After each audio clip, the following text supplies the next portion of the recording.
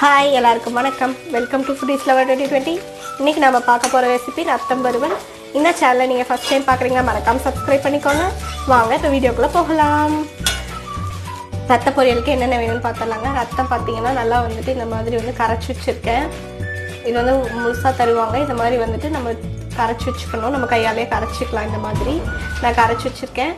குடல் பார்த்தீங்கன்னா நான் வந்துட்டு வேக வச்சு குடல் வந்து கொஞ்சமாக எடுத்து வச்சுருக்கேன். இது சேர்த்தா நல்லா இருக்குங்க. இது இல்லாமையும் நீங்கள் செய்யலாம், ஆனால் வந்து இது சேர்த்திக்கிட்டா ரொம்ப நல்லாயிருக்கும். அதனால் இது கொஞ்சமாக எடுத்து வச்சுருக்கேன்.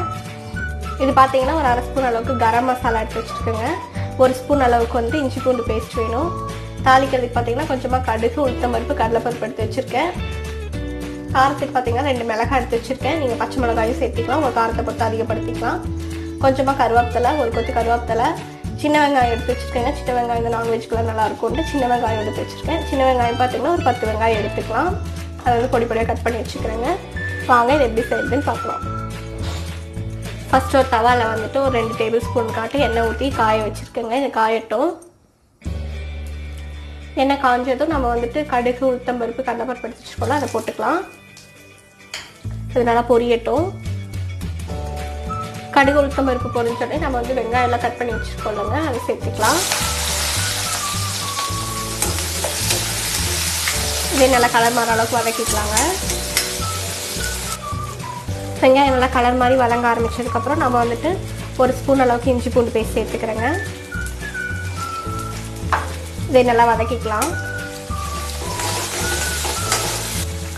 இஞ்சி பூண்டு வதங்கினது கரம் மசாலா எடுத்து வச்சுக்கோல, அதை சேர்த்துக்கலாம். இதை ஒரு நல்லா வதக்கிக்கிறேன். இப்போ வந்து கரைச்சி வச்சுருக்கோங்க ரத்தம், அது இது கூட சேர்த்துக்கிறேன். இதை வந்து நல்லா வந்துட்டு கலந்து விட்டு வதக்கிட்டே இருக்கணுங்க. இது வந்து நல்லா உதிரி உதிரியாக வரணும். அது வரைக்கும் வந்துட்டு நம்ம வதக்கி விட்டுட்டே இருக்கணும். உப்பு வந்து இதுக்கு வந்துட்டு ரத்தத்துலேயே இருக்குங்க. அதனால் வந்துட்டு தேவைப்பட்டால் மட்டும் போட்டுக்கோங்க, பார்த்துட்டு அதுக்கப்புறமா போட்டுக்கோங்க. இப்போ நல்லா வதக்கிக்கலாம். இப்போ பாருங்கள், குடலெல்லாம் கெட்டியாகி எல்லாம் உதிரி உதிரியாக வந்துச்சு. இந்த அளவுக்கு வந்து நம்ம வந்து வதக்கிக்கணுங்க. இப்போ வந்து நம்ம எடுத்து வச்சுருக்கோம்ல குடலை, அதையும் சேர்த்துக்கிறேன். இதை சேர்த்துட்டு ஓரளவுக்கு வந்துட்டு நம்ம வந்து வதக்கிக்கலாம். இப்போ குடலை சேர்த்து நான் வந்துட்டு நல்லா வந்து கலக்கி விட்டுட்டேங்க. இப்போ வந்து கடைசியாக வந்து தேங்காய் எடுத்து வச்சுருக்கேன், கொஞ்சம் துருவின தேங்காய். இது வந்து நீங்கள் வந்து வேணா சேர்த்துக்கலாம், இல்லைன்னா விட்டுடலாம். ஒரு 2 டேபிள் ஸ்பூன் அளவுக்கு தேங்காய் சேர்த்துக்கிறேங்க. நல்லா கலந்து விட்டுக்கலாம்.